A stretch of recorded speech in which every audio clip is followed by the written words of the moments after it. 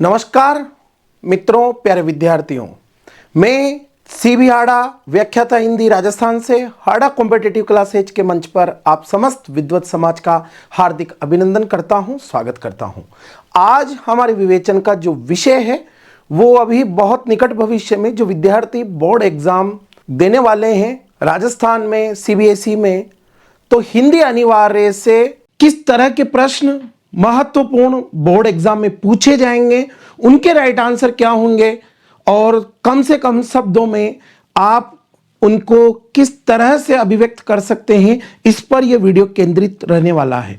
तो आरोह भाग 2 जो क्लास 12th हिंदी अनिवार्य के लिए सभी स्ट्रीम में लगी हुई है, उनके जो पद्य भाग से सारे पाठ आपके लिए जो संकलित किए गए हैं, हर पाठ से जो महत्वपूर्ण प्रश्न बनने वाले हैं उनके ऊपर मैंने ये वीडियो केंद्रित किया है। तो आइएगा शुरुआत करते हैं।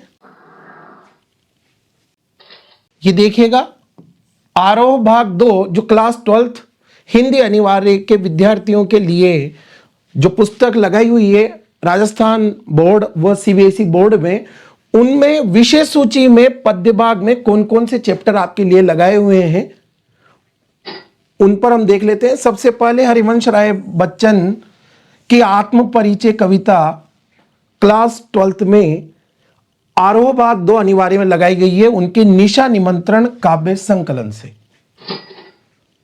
इसके बाद आलोक धनवा जो हमारे कवि हैं, उनकी कविता लगाई गई है पतंग। इसी क्रम को आगे बढ़ाया है कुंवर नारायण की कविता के बहाने, जो उनके काव्य संग्रह इन दिनों से संकलित की गई है। और दूसरी कविता बात सीधी थी, ये कुंवर नारायण का दूसरा काव्य संकलन है, कोई दूसरा नहीं, उससे ली गई है। अगले कवि हमारे यहां हिंदी अनिवार्य में रघुवीर साहे संकलित किए गए हैं, उनका काव्य संकलन है लोग भूल गए हैं, जिससे जो कविता ली गई है वो है कैमरे में बंद अपाहिज। इस क्रम को आगे बढ़ाते हैं। गजानन माधव मुक्तिबोध की कविता क्लास 12th हिंदी अनिवार्य के विद्यार्थियों के लिए लगाई गई है सहर्ष स्वीकार है, और ये इनके बुरी बुरी खाक धूल काव्य संकलन से संकलित की गई है। इसी क्रम को आगे बढ़ाया है शमशेर बहादुर सिंह ने, और उनकी कविता आपके सिलेबस में लगाई गई है उषा। आगे छायावादी प्रमुख कवि मृत्युंजय सूर्यकांत त्रिपाठी निराला की कविता है बादल राग, जो कि लगाई गई है उनके प्रसिद्ध काव्य संकलन अनामिका से। इस क्रम को आगे जारी रखा गया है तुलसीदास की कवितावली के कुछ अंशों से, जो कवितावली उनकी प्रसिद्ध रचना उसके कुछ अंश दिए हुए हैं, और रामचरितमानस के लंका कांड से कुछ चौपाइयां आपके लिए यहां पर दी गई है। इसके बाद इस क्रम को आगे बढ़ाया है फिराक गोरखपुरी ने, जिनकी रुबाइयां गुले नगमा से अवतरित है और एक गजल दी हुई है। और आरोह भाग 2 जो हिंदी अनिवार्य में क्लास 12th के लिए संकलित की गई है, उसकी विषय सूची जो पद्य भाग में है वो कंप्लीट होती है उमाशंकर जोशी की कविता छोटा मेरा खेत से।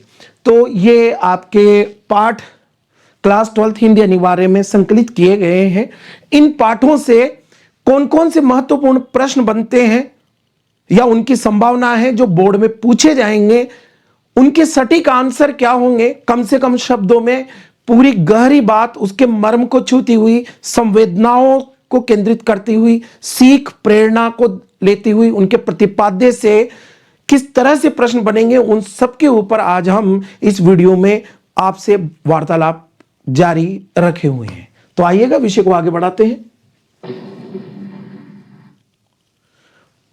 पहला चैप्टर उठाते हैं हरिवंश राय बच्चन, और बच्चन की कविता आपके लिए लगाई गई है आत्म परिचय, जो संकलित की गई है निशा निमंत्रण से।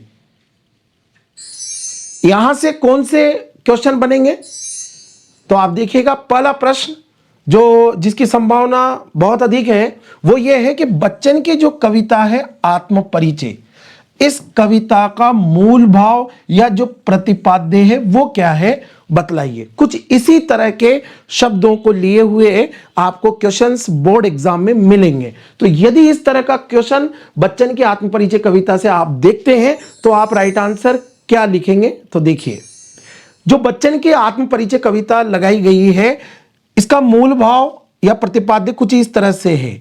कवि ने अपनी विशिष्ट अस्मिता को बनाए रखते हुए, इसमें ये विचार अभिव्यक्त किया गया है कि जो अपनी विशिष्ट अस्मिता है, अपना जो एक अलग व्यक्तित्व है, उसको रखते हुए संसार से प्रेमपूर्ण व सामंजस्यपूर्ण संबंध बनाए रखना, ये आत्मपरिचय जो निशा निमंत्रण से हरिवंश राय बच्चन की कविता है उसका मूल प्रतिपाद्य है। यह संदेश देती है आपकी कविता। अब इसके लिए उन्होंने कई सारे बिंदुओं में इस मूल भाव को पिरोया है। वो बिंदु कौन कौन से हैं? तो आप देखिए, जब हम ये कविता पढ़ते हैं तो हमें द्वंद्वात्मक संबंध दिखाई देते हैं व्यक्ति और समाज के बीच। इसमें बच्चन दिखाते हैं कि तो बच्चन ने द्वंद्वात्मक संबंधों के जरिए यह बात इस कविता में मूल भाव के साथ प्रस्तुत की है कि व्यक्ति और समाज के जो संबंध है, यानी समाज से कटकर व्यक्ति का रहना बड़ा जटिल है और उसे अपनी व्यक्तिगत पहचान को बचाए रखते हुए समाज के साथ अपने संबंधों को सामंजस्यपूर्ण तरीके से रखते हुए इस जीवन को आगे बढ़ाना है। दूसरा जो बिंदु वो करते हैं, प्रेम की प्रधानता की बात इस कविता में करते हैं, यानी कि व्यक्ति जब इस जीवन को जी रहा होता है तो सांसारिक कठिनाइयों को वो सहन करते हुए अपने जीवन को आगे ले जाता है और वो जो सांसारिक कठिनाइयों को सहने की जो उसकी शक्ति होती है वो उसका प्रेम ही है। प्रेम एकमात्र एक ऐसा कारगर शक्ति के रूप में उसके साथ है कि वो सभी तरह की कठिनाइयों को, संघर्षों को, पीड़ाओं को सहन करते हुए भी अपने इस जीवन को समाज के साथ आगे बढ़ाता चलता है। मस्ती और बेपरवाही, यह विचार अभिव्यक्त किया गया है कि दुनिया की परवाह किए बिना अंतरात्मा की आवाज को महत्व इसमें दिया है। कवि दुनिया की आलोचना या परवाह किए बिना अपनी धुन में मस्त रहना चाहता है। वो जगजीवन का भार लिए फिरता है लेकिन फिर भी उसके जीवन में प्यार और जो उमंग है वो कम नहीं होने देता। दूसरा है स्वयं की खोज। अब स्वयं की खोज इस कविता में किस तरीके से अभिव्यक्त की गई है? तो स्वयं की जो खोज का कवि ने कविता में जो संदेश दिया है वो सीधे सीधे तौर पर कहा गया है कि दुनिया को जानने की अपेक्षा, कवि कहते हैं बच्चन कि आप जो दुनिया को जानने की ख्वाहिश रखते हैं उसकी अपेक्षा स्वयं को जानना ज्यादा कठिन है। इसलिए व्यक्ति को स्वयं की खोज की तरफ बढ़ना चाहिए, न कि दुनिया की खोज की तरफ। कवि कहते हैं वो अपनी दुनिया यानी कल्पना के संसार में रहते हैं और उनका जो स्वभाव है वो संतोषी है। दूसरा, अपूर्णता का स्वीकार, यानी कि ये जो अपनी विशिष्ट अस्मिता को बनाए रखते हुए संसार से प्रेमपूर्ण और सामंजस्यपूर्ण संबंध बनाने की जो बात मूल भाव या कथ्य के रूप में इस कविता में बच्चन ने की है, उसके एक बिंदु के रूप में उन्होंने अपूर्णता का भी जिक्र किया है। उन्होंने ये कहा है कि ये जो संसार है यह अपूर्ण है। अब अपूर्ण किस अर्थ में उन्होंने ये ऐसा कहा है कि उन्हें लगता है कि ये जो संसार है इसमें प्रेम का अभाव है और ये भौतिकता के प्रति लगाव रखता है और इसमें स्वार्थ से रिश्ते निभाए जाते हैं। इसलिए कवि अपने संसार में, अपने काल्पनिक संसार में, अपने बनाए हुए सपनों के संसार में जो प्रेम से लबरेज है उसकी बात करता है, प्रेम की बात करता है, मस्ती और बेपरवाही की बात करता है, स्वयं की खोज की बात करता है कि इस संसार को जानने की अपेक्षा व्यक्ति को स्वयं को जानने की बात करना चाहिए। ये इस मूल भाव को अभिव्यक्त करते हुए कुछ बिंदु है जिनको हम इस पाठ में देखते हैं। तो यदि प्रश्न बच्चन की कविता के मूल भाव एवं प्रतिपाद्य से आए तो इस मूल भाव को मजबूती प्रदान करते हुए ये बिंदु के रूप में आप लिख सकते हैं। तो आगे बढ़ाते हैं।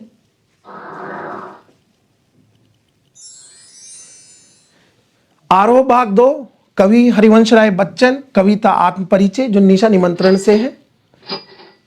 इसी से ही एक प्रश्न और बन सकता है, जो कि बहुत ही चर्चित लाइन है इस कविता की, आया है कि मैं और, कवि कहते हैं, और जग और, कहां का नाता, कि मैं कुछ और हूं, यह संसार कुछ और है, हम दोनों के बीच में किसी तरह से कोई संबंध नहीं दिखाई देता है। इस कथन से, कवि के इस कथन से क्या आशय है, यानी कि बच्चन क्या कहना चाहते हैं इस तरह की पंक्तियों के द्वारा? तो अब आप उत्तर देखिएगा। कवि का आशय है कि मैं और जग और, तो पहले जग और से उठाते हैं। संसार के लोग या ये जो संसार है, इसकी प्रवृत्ति कैसी है, जिस वजह से ये संसार उन्हें अपूर्ण लगता है कि ये स्वार्थी है, स्वार्थ के लिए ये रिश्ते नाते निभा रहे हैं, कवि को ऐसा लगता है, और वे धन वैभव के लिए लालायित रहते हैं संसार के लोग, इसलिए वो कुछ और हैं। अब कवि अपना पक्ष रखता है, इसलिए कवि कहते हैं कि कहां मैं, संसार इस तरह का है, और कहां मैं जो निरपेक्ष स्वार्थ रहित जीवन जीता हूं, और कहां यह संसार जहां कदम कदम पर स्वार्थी लोग हैं, उनसे मेरा रिश्ता भला कैसे हो सकता है, या मैं इस सांसारिक रिश्तों को किस तरह से निभा सकता हूं।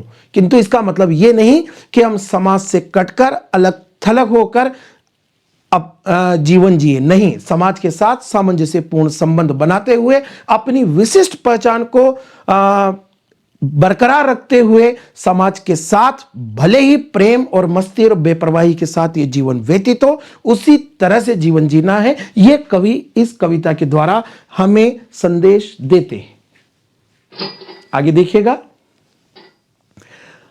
आरोह भाग 2, जो पहला पार्ट बच्चन की कविताओं से संकलित किया गया है, बच्चन की दूसरी कविता लगाई गई है, दिन जल्दी जल्दी ढलता है, ये कविता। अब यदि इस कविता से प्रश्न बने तो किस रूप में बनेगा कि बच्चन की कविता दिन जल्दी जल्दी ढलता है का जो मूल प्रतिपाद्य है, जो कथ्य है, वो क्या है?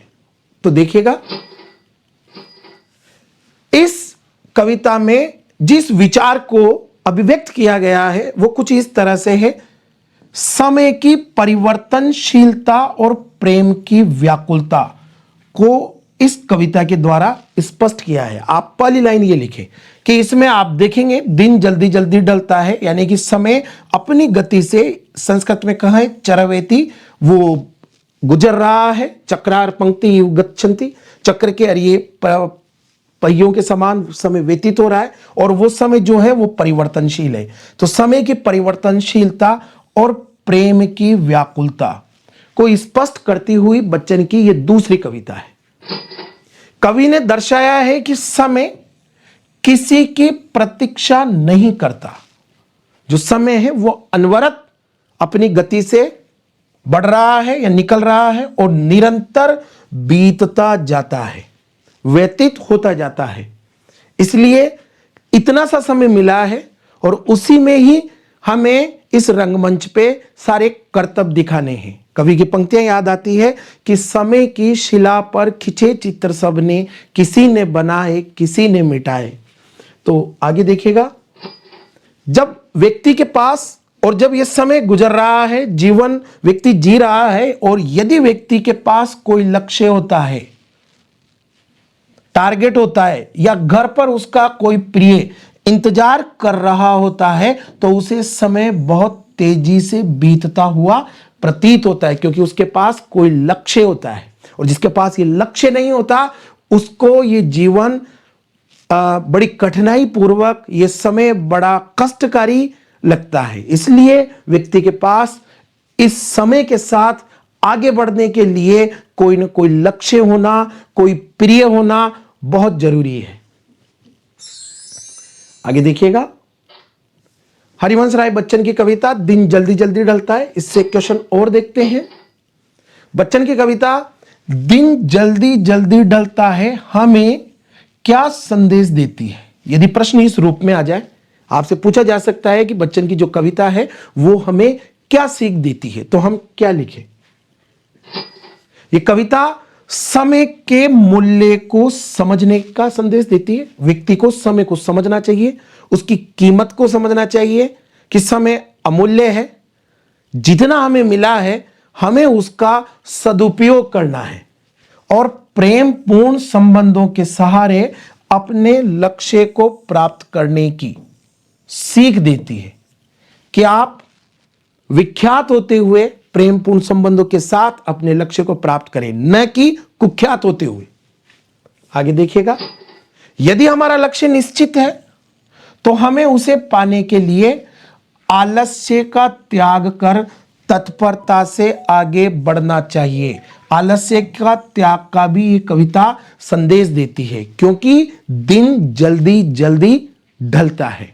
हमें ऐसा नहीं करना है कि समय की गति जैसे गुजर रही है हम हमारे प्रयास, हमारे प्रयत्न की गति को विराम दे दें। यदि हमने आलस्य के कारण ऐसा कर दिया तो हम हमारे लक्ष्यों से पीछे छूट जाएंगे और समय आगे निकल जाएगा। तो समय की गति को बरकरार रखते हुए, कदम से कदम मिलाते हुए हमें हमारे लक्ष्यों की तरफ बढ़ते रहना होगा, क्योंकि दिन जल्दी जल्दी ढलता है। आगे देखिएगा, कवि के अनुसार जीवन की राह में आने वाली थकान, क्योंकि आप प्रयत्न करोगे तो थकान भी होगी। थकान को केवल अपनों का प्रेम और उनसे मिलने की आशा ही दूर कर सकती है। जब व्यक्ति थकता है प्रयत्न करते हुए, जब उसका मन उस कार्य से उबने लगता है, तो उसमें पुनः स्फूर्ति, प्रेरणा और निरंतरता बनाए रखने के लिए अपनों का होना, उनके प्रेम का होना अति आवश्यक है मित्रों। इसलिए यह कविता हमें इन सारे भावों को समेटते हुए यह सीख एवं संदेश देती है कि हम निरंतर प्रयास करें, आलस्य का त्याग करें, थके नहीं। कब? जब हमारे साथ कोई अपने कंधों से कंधा मिलाकर खड़े हुए होंगे तो ये प्रयास हमें थकने नहीं देगा। तो ये बच्चन की दूसरी कविता का संदेश होगा। यह चरेवेती का संदेश देती है कविता, जिससे गंतव्य के प्रति निरंतर प्रयास की प्रेरणा मिलती है। आगे बढ़ाते हैं विषय को। अब कुंवर नारायण अगले हमारे जो कवि हैं, उनके कविता के बहाने नाम से कविता लगाई हुई है। प्रश्न किस तरह से बनेगा कि कुंवर नारायण की कविता के बहाने का मूल भाव स्पष्ट करें। क्या मूल भाव है? कुंवर नारायण ने इस कविता के द्वारा किस विचार को अभिव्यक्त किया है, वो क्या संदेश देना चाहते हैं, उनका मंतव्य या उनका आशय इस कविता के द्वारा किस रूप में प्रकट होता है। तो देखिए, ये जो कविता के बहाने इनकी प्रसिद्ध बहुत ही चर्चित कविता लगाई गई है, ये कहती है आज के यांत्रिक यानी कि जो मशीनी जीवन हो रहा है, आज के यांत्रिक और भौतिकतावादी युग में, जहां बोलबाला है भौतिकता का, उस युग में कविता की अपार संभावनाओं और उसकी यानी कविता की असीमित सत्ता को स्थापित करना कि आज के युग में कविता का क्या अस्तित्व है और युग कैसा है। आज का मशीनी है, यांत्रिक है और भौतिकता की ओर बड़ी तेजी से बढ़ता हुआ एवं बदलता हुआ जीवन है। और इस जीवन में कविता के क्या मायने हैं, कविता में कितनी अपार संभावनाएं हैं, उसकी महत्ता को स्थापित करती हुई ये कविता है कविता के बहाने। अब इसको उन्होंने इस मूल विचार को उन्होंने किन बिंदुओं के द्वारा कुंवर नारायण ने प्रकट किया है, तो वो भी देखते हैं किस तरह से वो बात करते हैं। तो देखिए, सबसे पहले उन्होंने चिड़िया की उड़ान का दृष्टांत दिया। जैसे चिड़िया की उड़ान वैसे कविता की उड़ान, पर दोनों में अंतर है।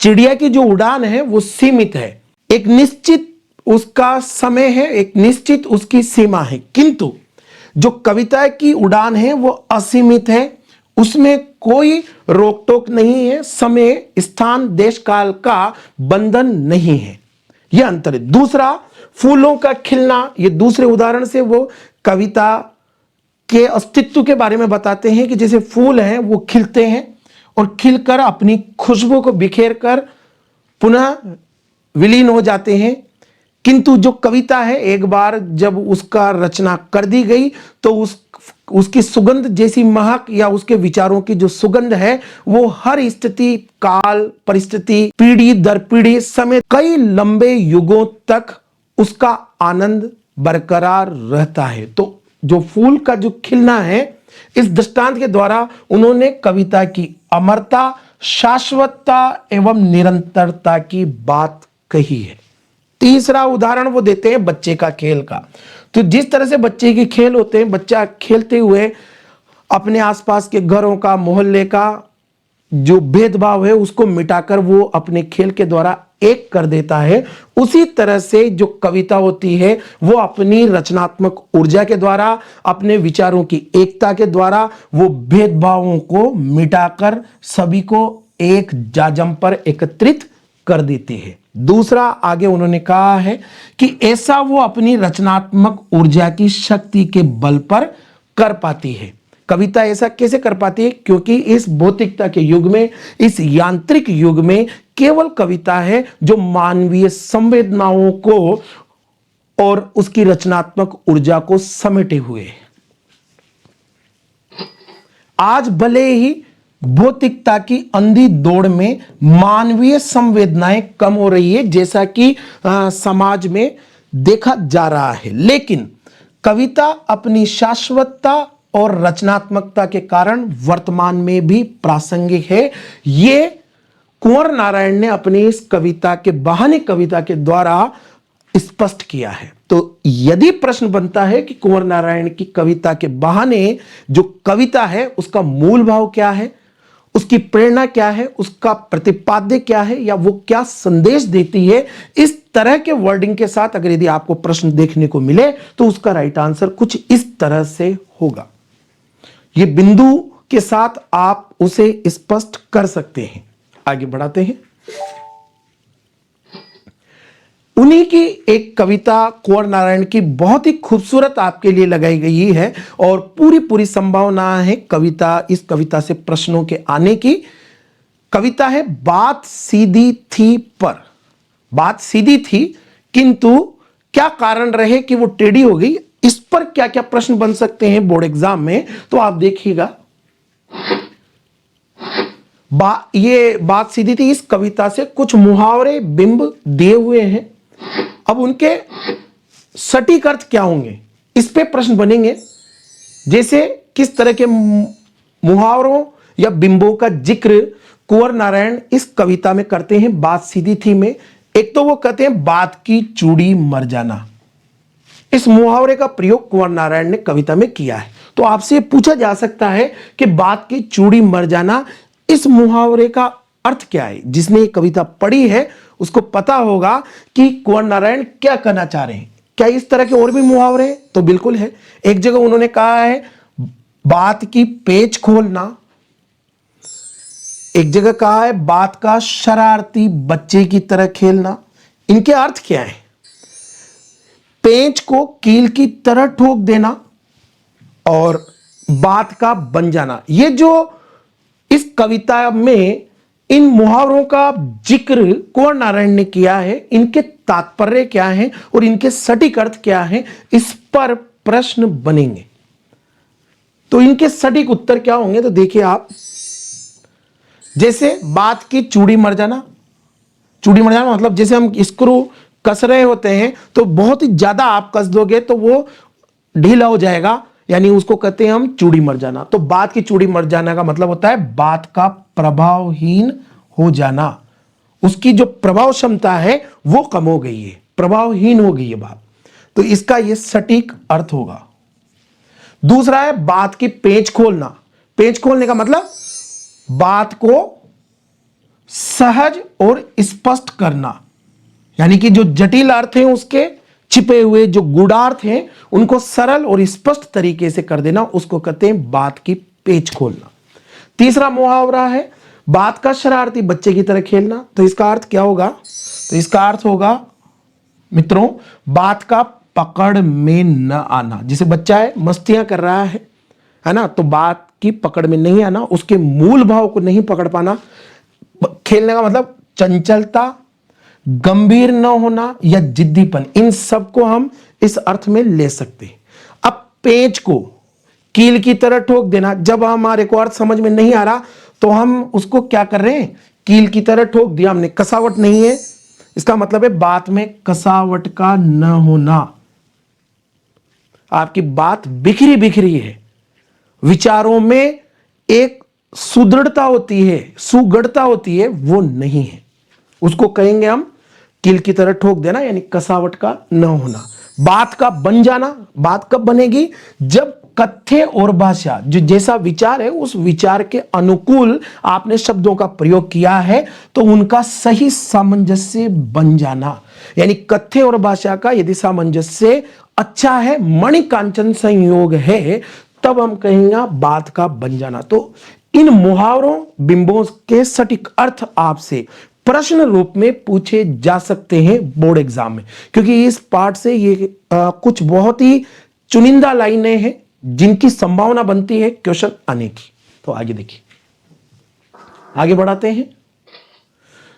कुंवर नारायण की बात सीधी थी कविता से किस तरह से प्रश्नों की संभावना और बनती है, तो मैं आपके लिए बताता हूं।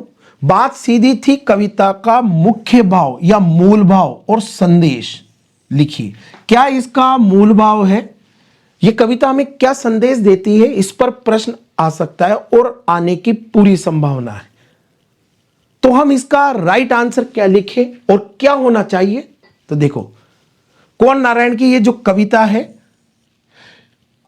भाषा की जटिलता और कथ्य के बीच के द्वंद्व को, यानी कि आपने देखा होगा कई बार ऐसे लेखक और ऐसे वक्ता, कई बार आपने सुने होंगे कि अपने भाषण को या अपने विचारों को या अपने कथ्य को चमत्कारिक रूप देने के लिए वो जटिल शब्दों का प्रयोग करना प्रारंभ कर देते हैं, जिससे कि जो उनका सेकंड पर्सन है, सुनने वाला जो काउंटर पार्ट है, उसको कठिनाई होती है उन बातों को समझने में।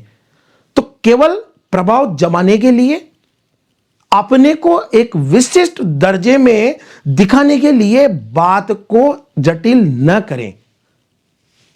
यानी कि यह कविता भाषा की जटिलता और कथ्य के बीच के द्वंद्व को बहुत ही प्रभावशाली ढंग से प्रस्तुत करती है।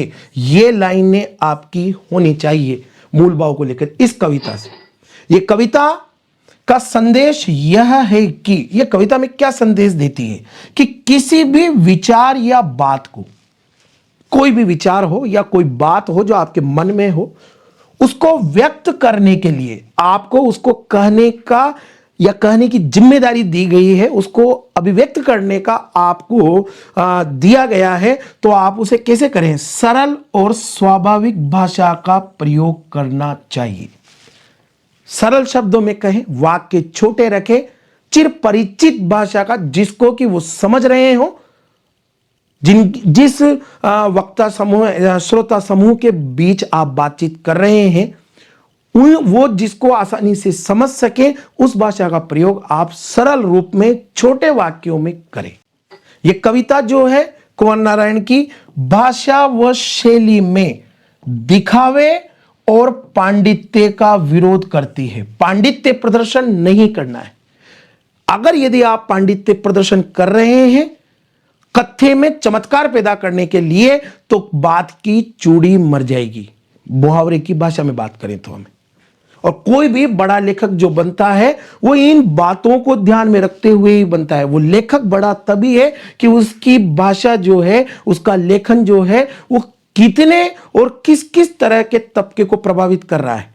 और उदाहरण के रूप में हम प्रेमचंद को देख सकते हैं। हमारे जो लेखक हैं हिंदी के प्रेमचंद, वो महान, बहुतों ने अलग अलग एंगल से बात कही है, किंतु हम देखते हैं कि जब हम किसी लाइब्रेरी में जाकर प्रेमचंद की किताबों, यानी कि ऐसी किताबें उठाएं जिनके सफ़े जो हैं वो सर्वाधिक काले मिलेंगे आपको, यानी कि सर्वाधिक व्यक्तियों के हाथों से निकलकर वो किताबें गई, यदि उन्हें देखेंगे आप तो उसमें, उन चुनिंदा लेखकों में प्रेमचंद की किताबें आपको देखने को मिलेंगी। प्रेमचंद एक ऐसे लेखक के रूप में अपनी पहचान दर्ज करते हैं हिंदी में, जिसे एक मजदूर वर्ग से लेकर एक प्रोफेसर या अति बौद्धिक व्यक्ति तक पढ़ता है और अपने स्तर का अर्थ उन किताबों से निकाल लेता है। तो यह प्रेमचंद की महानता का एक पक्ष हो सकता है कि हर वर्ग, हर तबका उसमें अपनी अर्थ छायाएं देख लेता है। उन्होंने ऐसा लिखा है।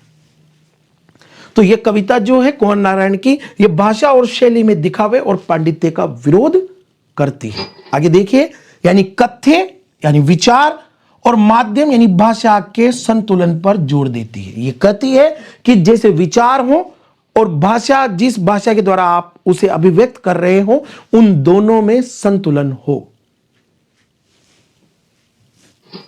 यह कविता सिखाती है सहूलियत से भाषा को बरतना ही अभिव्यक्ति की सबसे बड़ी सफलता है। वो अभिव्यक्ति सफल है जिसे भाषा को सहूलियत से बरतना आता है। यदि हमें किसी भाषा को सहूलियत से, आसानी से, सरलता से, उसके स्वाभाविक रूप से, उसके प्राकृतिक अंदाज से बरतना नहीं आता, तो हम अभिव्यक्ति की सफलता के हकदार नहीं है। यह कुंवर नारायण की बात सीधी थी, कविता का सार है। यदि इससे, और जैसा कि मुझे संभावना है इससे प्रश्न 200% आने की संभावना है, आप याद रखिएगा, ये मोस्ट क्वेश्चन है।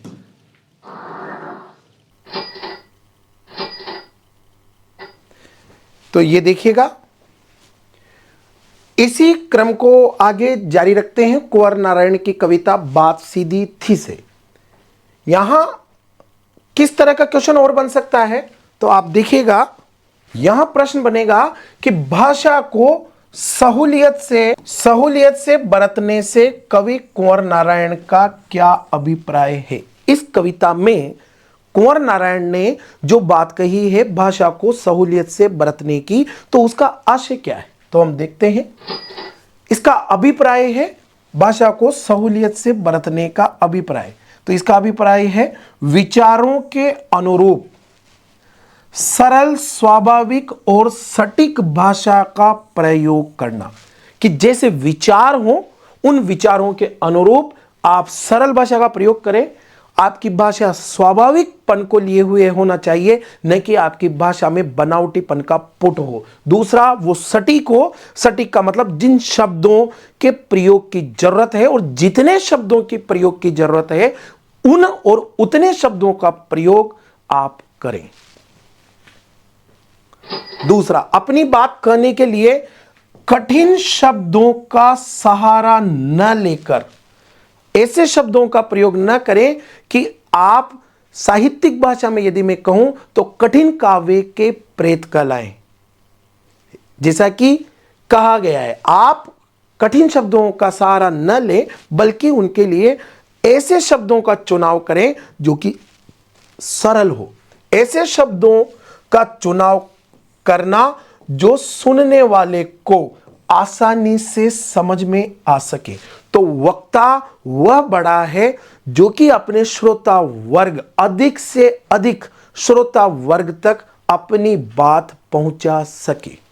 उसे हम एक श्रेष्ठ और बड़ा वक्ता के रूप में उसकी पहचान दर्ज करते हैं। सही बात के लिए सही शब्द का चुनाव करना भी भाषा को सहूलियत से बरतना कहलाता है। कि आप यदि सही बात के लिए सही शब्द का प्रयोग करना जानते हैं, चुनना जानते हैं, तो हम कहेंगे कि, यानी कि कुंवर नारायण कहेंगे कि आपको भाषा को सहूलियत से बरतना आता है। आगे देखिएगा, एक अच्छा और बड़ा रचनाकार वही है जो भाषा के जाल में फंसने के बजाय उसे एक साधन की तरह इस्तेमाल करे, ताकि उसकी बात का मर्म जनता तक पहुंच सके। अगली कविता जो आपके आरोह भाग 2 से लगाई गई है वो है रघुवीर सहाय की कैमरे में बंद अपाहिज। ये जो कविता है ये बोर्ड एग्जाम में किस तरह के महत्वपूर्ण क्वेश्चंस हमें देती है, तो उन पर भी एक नजर डाल लेते हैं। देखिए, रघुवीर सहाय की कविता कैमरे में बंद अपाहिज की मूल संवेदना क्या है? ये कविता किन विचारों को हमारे बीच प्रस्तुत करती है? तो ये जो कविता है, ये आधुनिक जो मीडिया है, अभी अभी हम वर्तमान में जिस मीडिया से रूबरू हैं, जिसे हम देख रहे हैं, तो आधुनिक मीडिया किस तरह का है? तो आधुनिक मीडिया की संवेदनहीनता, ये जो कविता है, ये आधुनिक मीडिया की संवेदनहीनता, वो व्यवसायिक क्रूरता कि अपने व्यवसाय को या अपने टीआरपी को बचाने के लिए ये कितने क्रूर हैं, उस क्रूरता पर तीखा प्रहार करती है। आपकी पहली 2 लाइन ये होना चाहिए। यदि इस तरह से आप लिखें कि पहली लाइन में आप कविता के मर्म को पकड़ लें, नब्ज टटोलना हमें आना चाहिए। गुरुदेव नामवर सिंह जी की ये वाणी है, वो कहते हैं कि हमें विषय की नब्ज पकड़ना आना चाहिए। वो नब्ज क्या कहती है, उसकी धड़कनें, उस नब्ज से हम सुन सकते हैं। तो आप पहली लाइन ऐसी लिखें जो कि उस कविता के मर्म को रिप्रेजेंट करे। यह कविता आधुनिक मीडिया की संवेदनहीनता व व्यवसायिक क्रूरता पर तीखा प्रहार करती है।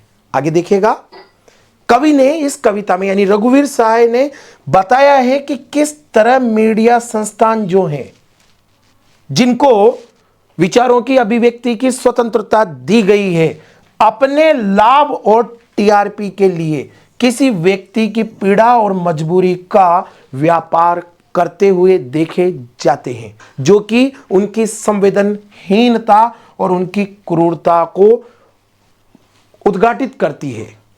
ये जो कविता है, कैमरे में बंद भाई, ये करुणा के मुखौटे में, मुखौटा तो करुणा का है पर वास्तविक पहचान है क्रूरता की, यानी कि करुणा के मुखौटे में छिपी क्रूरता की कविता के रूप में अपनी पहचान दर्ज करती है। कार्यक्रम का उद्देश्य ऊपर से तो सहानुभूति जगाना दिखता है। इस तरह के जो ये शो हम देखते हैं, उनका उद्देश्य ऊपर से है सहानुभूति जगाना, लेकिन वास्तव में वहां अपाहिज व्यक्ति का मानसिक शोषण होता है और उस मानसिक शोषण को बड़े क्रूर और नग्न रूप में हमारे बीच परोसा जाता है, ताकि आंखों से निकली हुई वो बूंदें उनकी टीआरपी को बढ़ा देती है। ये मूल संवेदना आगे और है, आप देखिएगा।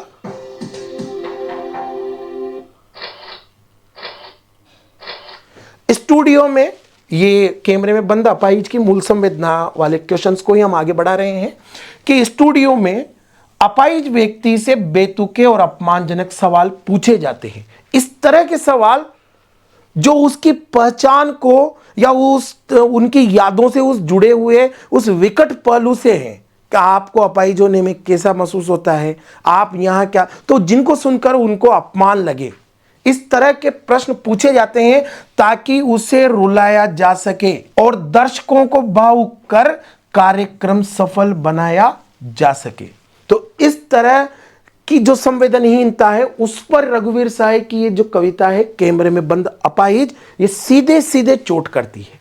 और आगे देखिएगा, इन संवेदनाओं को आज के दौर में, अभी जो वर्तमान समय चल रहा है जिसमें कि हम सांसें ले रहे हैं, ये जो समय है, इसमें मानवीय संवेदनाओं का स्थान, अब अगर यदि हम मानवीय संवेदनाओं की बात करें तो एक तरीके से ये गुलर का फूल होता जा रहा है। मानवीय संवेदनाओं का स्थान बाजार ने ले लिया है, जहां किसी का दुख भी केवल एक खबर या मनोरंजन का जरिया है। यहां अगर यदि किसी के कोई दुख है तो वो केवल एक खबर है या मनोरंजन का जरिया है व्यक्तियों के लिए, क्योंकि आज मानवीय संवेदनाएं सिमट कर इतने से रूप में दिखाई देती है। सीख, ये कविता में सीख क्या देती? ये कविता अप्रत्यक्ष रूप से, सीधे सीधे नहीं पर अप्रत्यक्ष रूप से समाज में, क्योंकि समाज तो सभी तरह के व्यक्तियों विचारों से मिलकर बना हुआ एक गुलदस्ता है जिसमें हर तरह के फूल आपको देखने को मिलेंगे। तो उस समाज में विकलांग या शारीरिक चुनौती झेल रहे व्यक्तियों के प्रति संवेदनशील नजरिया अपनाने की सीख देती है। ये कविता हमें सिखाती है कि हमारे समाज में जो ये व्यक्तित्व हमें देखने को मिल रहे हैं हमारे आसपास, उनके प्रति हमारे मन में संवेदना युक्त नजरिया होना चाहिए, न कि हमारे कोई क्रियाकलाप, हमारे विचार, हमारे आचार व्यवहार उन्हें पीड़ा पहुंचाए। ऐसा नहीं होना चाहिए। कविता का मूल भाव यह है कि हमें किसी की विवशता का, किसी की पीड़ा का, किसी के दुख का तमाशा नहीं बनाना चाहिए और संचार माध्यमों को अपनी व्यावसायिक सफलता के लिए मानवीय गरिमा का उल्लंघन नहीं करना चाहिए। तो ये सारी सीख या ये जो सारे विचार जो हैं, ये रघुवीर साहे की प्रसिद्ध कविता कैमरे में बंद अपाहिज की मूल संवेदना कथ्य से जुड़े हुए हैं। यदि इस पाठ से, यदि इस कविता से प्रश्न इस रूप में आता है तो आप इन समस्त लाइन का प्रयोग या उपयोग उनमें कर सकते हैं। तो आगे बढ़ाते हैं विषय को। अगली जो हमारे कवि हैं वो है गजानन माधव मुक्तिबोध। सहर्ष स्वीकारे इनकी कविता है और इसकी मूल संवेदना से प्रश्न किस तरह से होगा देखिएगा। तो मुक्तिबोध की कविता सहर्ष स्वीकार है आपके लगाई हुई है, इसकी मूल संवेदना को स्पष्ट करें। यदि प्रश्न इस तरह से आता है तो आप क्या लिखेंगे? कवि जीवन के सुखों को ही नहीं, व्यक्ति क्या करते हैं अपने जीवन में आए हुए सुखों को तो आराम से, आसानी से स्वीकार कर लेते हैं, सहज रूप में स्वीकार कर लेते हैं, बल्कि व्यक्ति को उसके जीवन के दुखों, संघर्षों, अभावों और कड़वे अनुभवों को भी सहर्ष स्वीकार करने की बात कवि इस कविता के द्वारा कहता है कि हमें उन्हें, ऐसा नहीं कि उसके लिए हम दोषारोपण करें, हम किसी की आलोचना करें, हम ईश्वर के या नियति के बनाए हुए उन नियमों पर प्रश्नवाचक चिन्ह लगाएं। नहीं, जो ईश्वर ने दे दिया, यदि समुद्र मंथन से अमृत निकला तो उसे स्वीकार करें, और अगर यदि हलाहल निकला तो उसे भी आप कोशिश करें आचमन करने की, फिर चाहे नीलकंठ कहलाएं या न कहलाएं। कवि का मानना है कि उसके पास जो कुछ भी है, इसी कविता के संदर्भ में जब यह कविता आगे बढ़ती है तो वो ये कवि कहता है कि उसके पास अभी वर्तमान में जो भी कुछ है वह उसके प्रिय की देन है। अब यहाँ प्रिय के रूप में आप चाहें तो किसी भौतिक या लौकिक प्रिय को रख सकते हैं, या एक ईश्वरीय या आध्यात्मिक शक्ति को भी रख सकते हैं। तो जो कवि का प्रिय है सब उसकी देन है। ये जो भी उसके पास है वर्तमान में, ये सब किसकी देन है? प्रिय की देन है और ये एक तरीके से समर्पण का भाव है, और व्यक्ति में समर्पण का भाव, उदारता, कृतज्ञता का भाव होना चाहिए, और ये इस कविता की सीख भी है। आगे देखिए, ये समर्पण भाव ही कवि को अभावों में भी गौरव का अनुभव कराता है, क्योंकि वह ऐसा महसूस करता है कि जो भी उसको मिल रहा है या जो मिला है वो प्रिय की वजह से मिला है। कवि अपने प्रिय के अत्यधिक प्रेम और ममता से, जो बौद्धिक कवि है हमारे गजानन माधव मुक्तिबोध, ये अत्यधिक प्रेम और ममता से घुटने लगता है।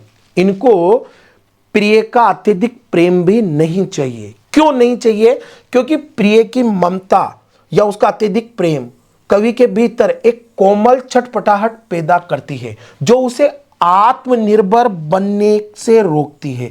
यानी कि अत्यधिक निर्भरता किसी पे स्वयं को आत्मनिर्भर नहीं होने देती। इस संदर्भ में कवि को प्रिय का अत्यधिक प्रेम भी नहीं चाहिए, क्योंकि कवि स्वावलंबी है, वो आत्मनिर्भर होना चाहता है।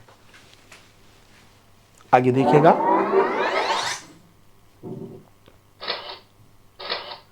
कवि चाहता है कि वह अकेले संघर्ष करना सीखे।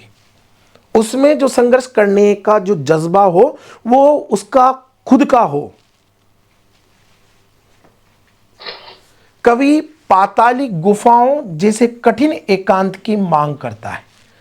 वो अंधेरे में भी रहना चाहता है ताकि वो अपनी सत्ता को, अपनी व्यक्तिगत पहचान को पहचान सके, समझ सके, गहराई से चिंतन मनन कर सके। अत्यधिक सुख और सहारा व्यक्ति को मानसिक रूप से कमजोर बना देता है। तभी तो कहा गया है कि जो महत्वाकांक्षा का मोती है वो निष्ठुरता की सीपियों में पलता है, न कि कोमलता की। इस कविता की मूल संवेदना समग्रता में जीवन को जीने और उसे स्वीकार करने की है, अपने हिस्से के सत्य को। यह संदेश देती है कि मनुष्य को अपनी कमजोरियों और शक्तियों दोनों को अपनाकर साहस के साथ आगे बढ़ना चाहिए। आगे देखिएगा। अगली कविता है शमशेर बहादुर सिंह की उषा कविता, जो प्रातःकालीन सूर्योदय की बेला को या गतिशील शब्द चित्रों को हमारे बीच उकेरती है। यह कविता किस तरह से महत्वपूर्ण क्वेश्चन हमें प्रदान करती है बोर्ड के दृष्टिकोण से, तो देखिएगा क्या प्रश्न बनेगा। शमशेर बहादुर सिंह की कविता उषा की मूल संवेदना स्पष्ट करें। क्या मूल संवेदना, इसमें किन विचारों को बहादुर सिंह ने हमारे बीच इस कविता के द्वारा रखा है। तो कविता में देखिएगा, उत्तर चालू हो गया है आपका। आप ऐसा लिख सकते हैं कि कविता में सूर्योदय से ठीक पहले, जो प्रातःकालीन सूर्य उदय होता है उसके जो पहले का जो समय होता है, उस पहले के पल पल हर क्षण बदलते प्राकृतिक सौंदर्य का चित्रण ये कविता करती है, या इस कविता में किया गया है कवि के द्वारा। कहां का?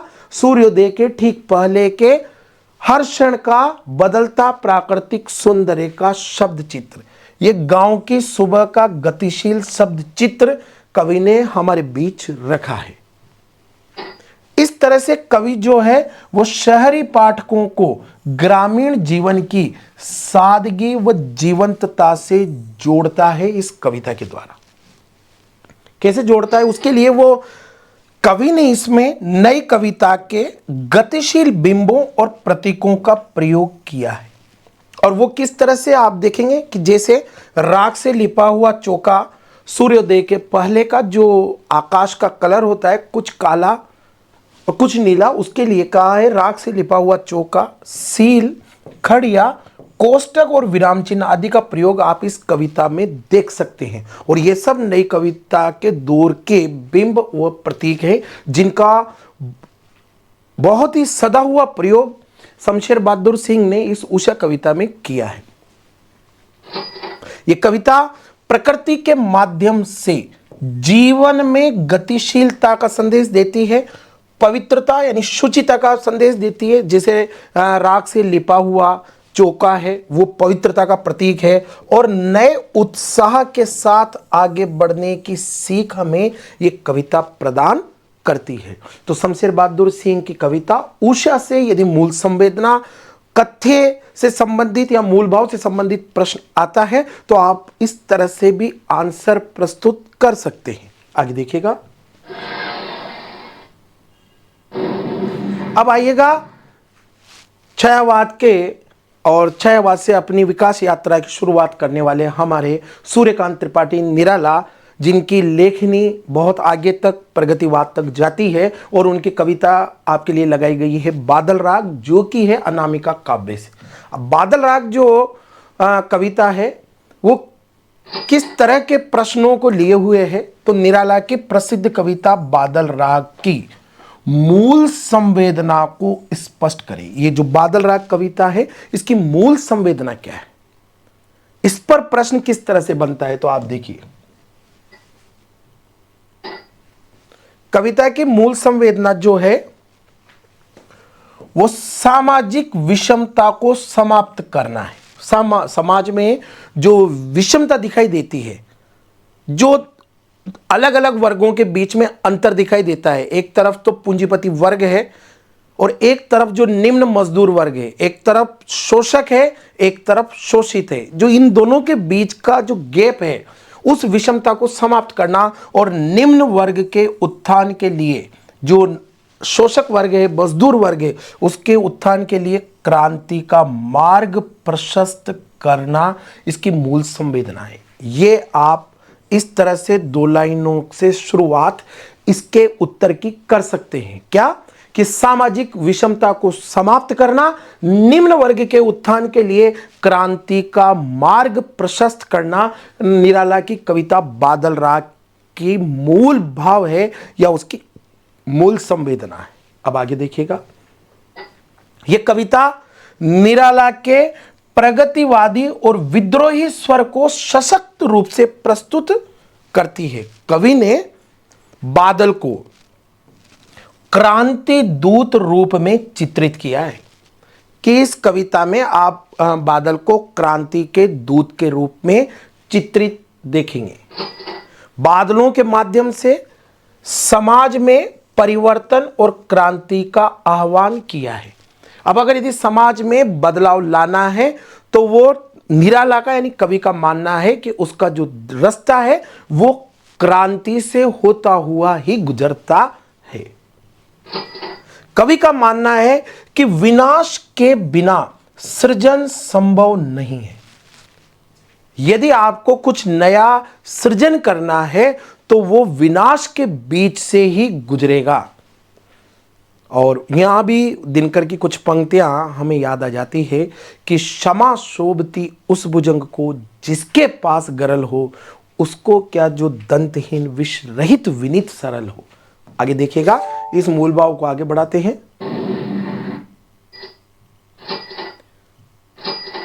देखिए, बादल की गर्जना, बादल को गरजते हुए दिखाया है। यहां पर जो गर्जना है वो क्या है, गरीब और किसान के लिए, जो वंचित वर्ग है उनका प्रतिनिधित्व करने वाले कैरेक्टर हैं, शोषित हैं, उनके लिए बादल की गर्जना आशा की किरण है, उम्मीदों का पुलंदा है। वहीं पूंजीपति वर्ग जो हैं, जो कि शोषक हैं, उस वर्ग के लिए ये जो बादल की गर्जना है ये भय का कारण बनता है। इस तरह कवि ने समाज के जड़ हो चुके ढांचे को हिलाने का प्रयास किया है बादल के राग के द्वारा, विप्लव राग के द्वारा। जब बादल रूपी क्रांति आती है तो बड़े, इस क्रांति में क्या होते हैं, जो बड़े बड़े वृक्ष होते हैं यानी शक्तिशाली धनाढ्य वर्ग के व्यक्तित्व होते हैं वो तो धराशायी हो जाते हैं, किंतु जो छोटे पौधे होते हैं यानी आम जनता होती है, गरीब शोषित मजदूर वर्ग होते हैं, वो खिल उठते हैं, अर्थात उन्हें नया जीवन मिलने की उम्मीद उनमें जगती है। कवि ने प्रकृति यानी बादल और मानवीय संघर्ष के बीच एक गहरा संबंध स्थापित किया है इस कविता के द्वारा। यहां बादल केवल वर्षा करने वाला तत्व नहीं है, इस कविता में बादल उससे आगे बढ़कर है, बल्कि वो जो पीड़ित व्यक्ति है, मजदूर व्यक्ति है, गरीब है, वंचित है, उस मानवता की पुकार का उत्तर भी है बादल राग कविता में बादल। तो इस तरह से ये बादल राग कविता के मूल भाव से संबंधित यदि प्रश्न बनता है तो आप इन लाइनों का उपयोग अपने उत्तर में कर सकते हैं।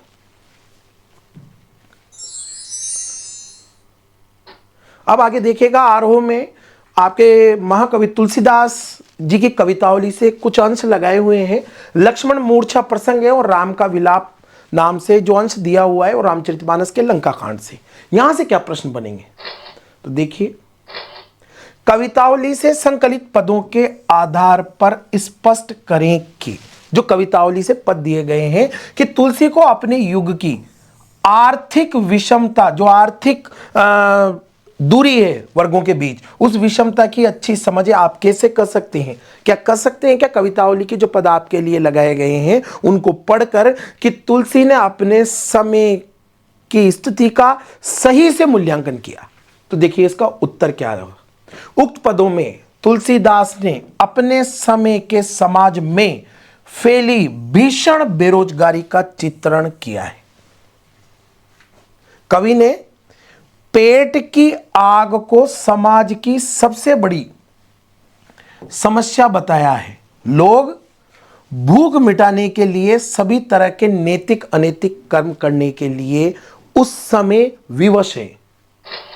तुलसी ने अपने समय की दरिद्रता का भी वर्णन किया है और उस दरिद्रता को वो रावण से उपमित करते हैं। तुलसी ने बताया कि आर्थिक तंगी के कारण समाज में नैतिक मूल्यों का ह्रास हो रहा था और ये सारी बातें उस समय के तत्कालीन जीवन से जुड़ी हुई बातें थी, जिनका कि वर्णन तुलसी ने अपनी कवितावली में किया। इस विकट समय में तुलसी को इन सारी समस्याओं से निजात का जो साधन नजर आया, जो तरीका आया, वो है राम रूपी घनश्याम की कृपा से ही वो समाधान इसमें दिखाई देते हैं। तो हम यदि इस पाठ से प्रश्न बनता है तो इस तरह से देते, इससे एक और प्रश्न बन सकता है, आप देखिएगा, और वो प्रश्न कुछ इस रूप में है,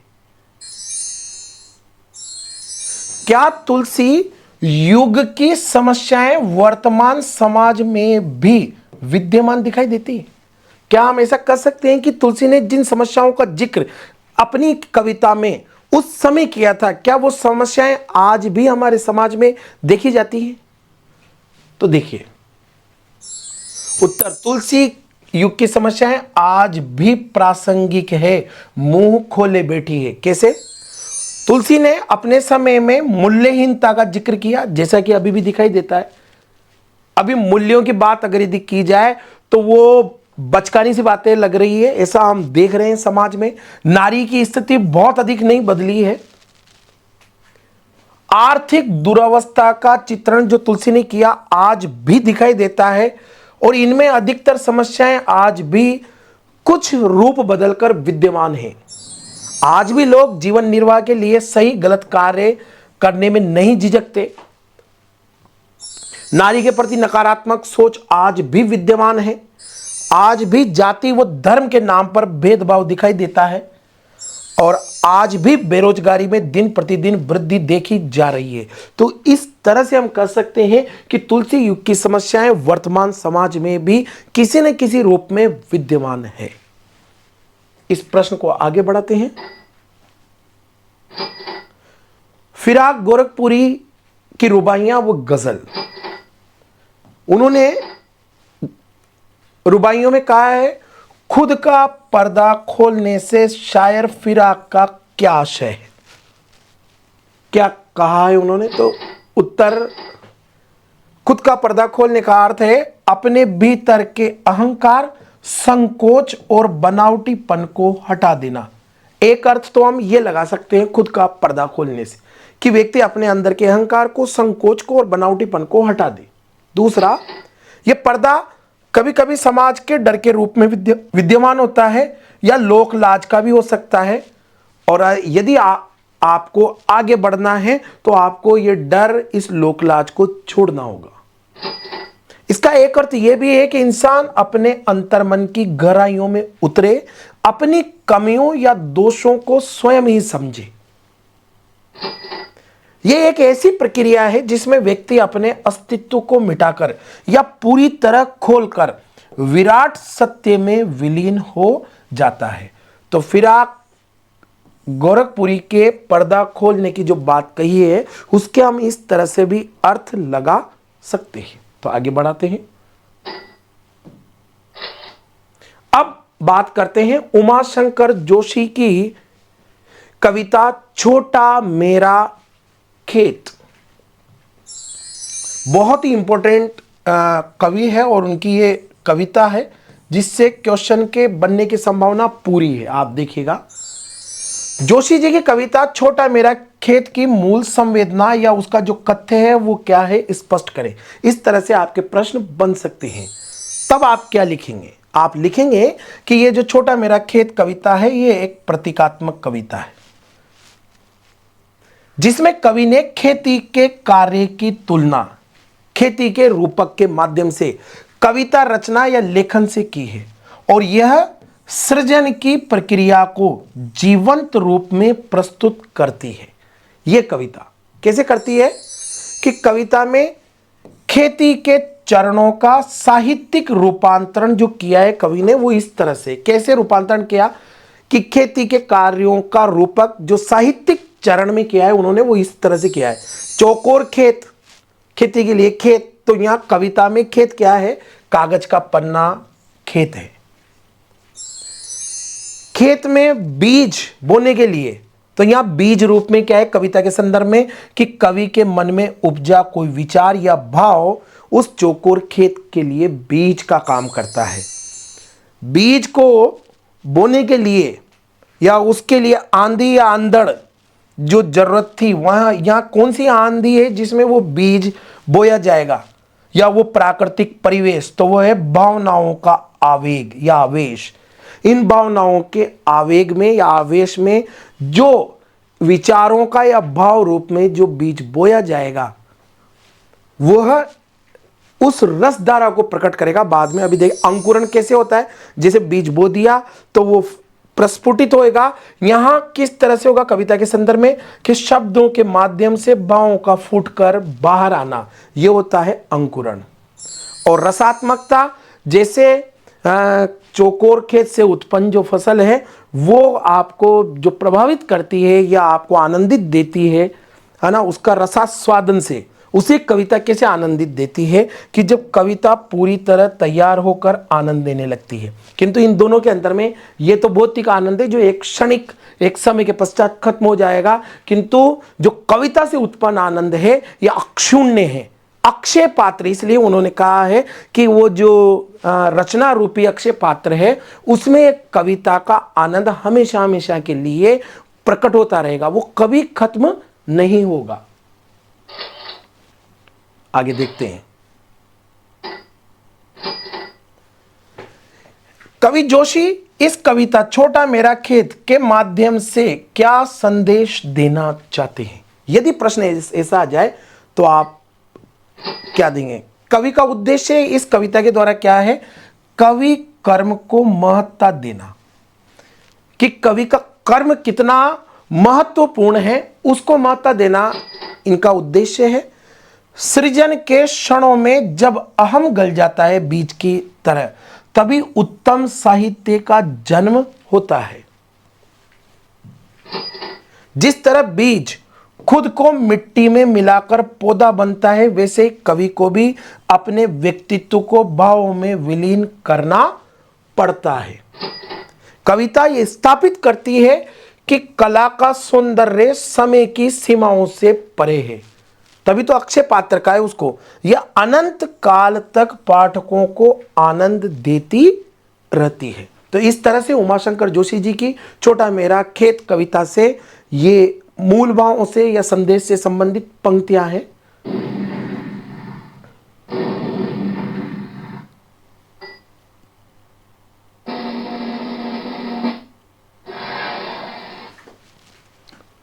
तो मित्रों, आपने यहां तक मेरा साथ दिया, आपने इन सारी बातों को जैसा मैं प्रकट कर सकता था मैंने किया और आपने सुना, इस बात के लिए धन्यवाद।